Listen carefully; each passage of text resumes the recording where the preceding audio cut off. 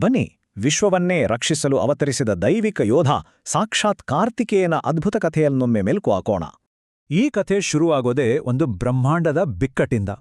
ಅಕ್ಷರಶಃ ವಿಶ್ವವೇ ವಿನಾಶದ ಅಂಚಿಗೆ ಬಂದು ನಿಂತಿದ್ದ ಸಮಯವದು. ಕಶ್ಯಪ ಮುನಿ, ದಿತಿ ಹಾಗೂ ಅದಿತಿಯಿಂದ ಎರಡು ಬದ್ಧ ದ್ವೇಷಿ ಬಣಗಳು ಹುಟ್ಕೊಂಡ್ವು. ಸ್ವರ್ಗದ ದೇವತೆಗಳು ಮತ್ತು ವಿನಾಶಕಾಲಿ ದೈತ್ಯರು. ದೈತ್ಯರಾಜ ತಾರಕಾಸುರನ ಕಠಿಣ ತಪಸ್ಸಿಗೆ ಮೆಚ್ಚಿ ಬ್ರಹ್ಮದೇವರು ಬಹುಪಾಲು ಅಮರತ್ವದಂತಹ ಮಹಾನ್ ವರವನ್ನೇ ಕರುಣಿಸಿಬಿಟ್ಟರು. ಆದರೆ ಅಲ್ಲೊಂದು ಗುಟ್ಟಿನ ಷರತ್ತಿತ್ತು. ಅಜೇಯ ತಾರಕಾಸುರನ ಅಂತ್ಯ ಕೇವಲ ಶಿವನಿಗೆ ಹುಟ್ಟುವ ಮಗನಿಂದ ಮಾತ್ರ ಸಾಧ್ಯವಿತ್ತು. ಧ್ಯಾನದಲ್ಲಿದ್ದ ಶಿವನನ್ನು ಓಲಿಸಲು ಮನ್ಮಥನ ಬಲಿದಾನ, ಪಾರ್ವತಿಯ 60,000 ವರ್ಷಗಳ ತಪಸ್ಸು ಬೇಕಾಯಿತು. ಕೊನೆಗೆ ದಿವ್ಯ ವಿವಾಹವೂ ನೆರವೇರಿತು.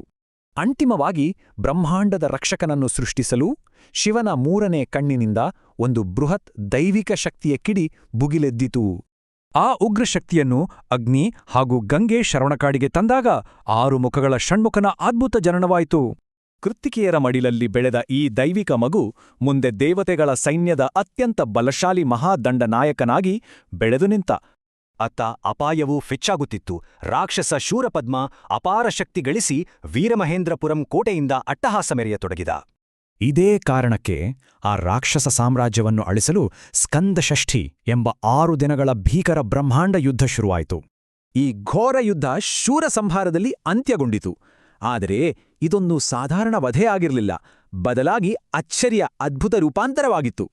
ಸೋತ ಶೂರಪದ್ಮನ ಅರ್ಧಭಾಗ ಕಾರ್ತಿಕೇಯನ ನವಿಲು ವಾಹನವಾದರೆ, ಉಳಿದರ್ಧ ಭಾಗ ಅವನ ಹುಂಜದ ಲಾಂಛನದ ಧ್ವಜವಾಗಿ ಬದಲಾಯಿತು. ಜ್ಞಾನದ ತೀಕ್ಷ್ಣತೆಯನ್ನು ಸಂಕೇತಿಸುವ ದೈವಿಕ ಆಯುಧವಾದ ವೇಲ್ ಅನ್ನು ಬಳಸಿ ಈ ಮಹಾನ್ ವಿಜಯವನ್ನು ಸಾಧಿಸಲಾಯಿತು. ಕಾರ್ತಿಕೇಯನಿಗೂ ಕಾಳಸರ್ಪಗಳಿಗೂ ಅತ್ಯಂತ ಆಳವಾದ ನಂಟಿದೆ. ಮೋಪಿದೇವಿ ಸುಬ್ರಹ್ಮಣ್ಯಸ್ವಾಮಿ ದೇವಸ್ಥಾನದ ವಿಶೇಷ ಪೂಜೆಗಳೇ ಇದಕ್ಕೆ ನಿದರ್ಶನ. ಕೇವಲ ಯುದ್ಧವಲ್ಲ, ಈ ಕಥೆ ನಮ್ಮಲ್ಲಿನ ಧೈರ್ಯ, ಜ್ಞಾನ, ಶಿಸ್ತು ಹಾಗೂ ಅಹಂಕಾರದ ಮೇಲಿನ ಅಂತಿಮ ವಿಜಯವನ್ನು ಸಂಕೇತಿಸುತ್ತದೆ. ಸ್ಕಂದಷಷ್ಠಿ ಅಂದ್ರೆ ನಮ್ಮೊಳಗಿನ ಅಹಂಕಾರದ ನಾಶ. ಒಳಮಹಾಭ್ರಮೆಯ ವಿರುದ್ಧ ನಡೆಯುವ ಈ ಯುದ್ಧದಲ್ಲಿ ಅಂತಿಮವಾಗಿ ಗೆಲ್ಲುವವರು ಯಾರು ಯೋಚಿಸಿ.